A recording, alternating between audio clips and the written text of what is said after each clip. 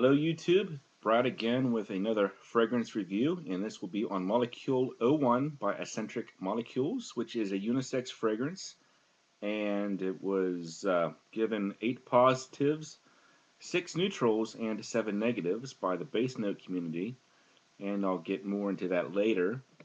And this is a little decant sample that Big Tim sent me, and I was able to get 3 wearings out of this fragrance. And basically it's a very simple fragrance. If you know anything about this fragrance, you may be aware that it is basically just a singular fragrance molecule, which is ISO-E Super, and it is available through Lucky Scent. 100 milliliter bottles run about $135.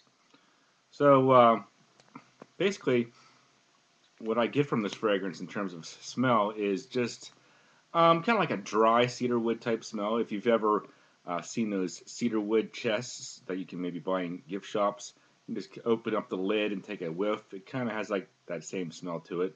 Very pleasant smell. Nothing groundbreaking, though, I don't think, but nice smell. And the ISO-E Super molecule is also used in a lot of other designer fragrances that you might be more familiar with. Fragrances like Terre d'Hermes, Fahrenheit, Tam Dao, just to name a few. So it is a very pleasant smelling molecule. Kind of a familiar smelling molecule because it is so commonplace in a lot of overly worn designer fragrances. But I will have to say this. I did get some pretty good response at work with this fragrance.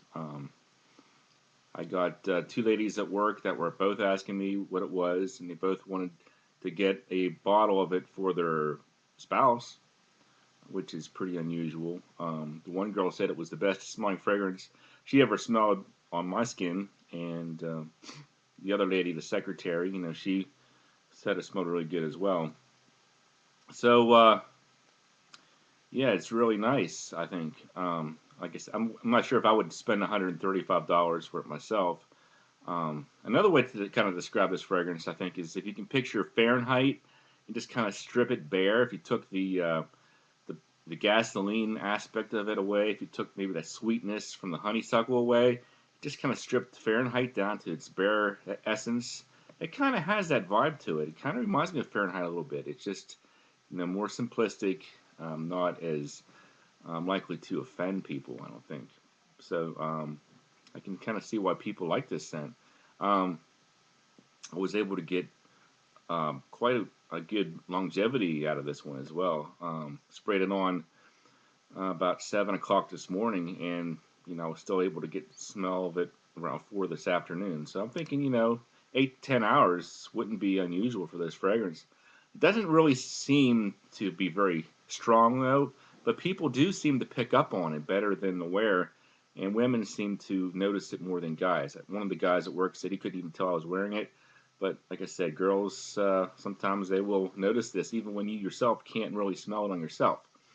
So my recommendation would be, try to pick up a sample of this stuff, if for no other reason, just to give you sort of an idea of what ISO-E Super smells like, and see how it works on your skin. You might be really amazed by the feedback you get on this thing.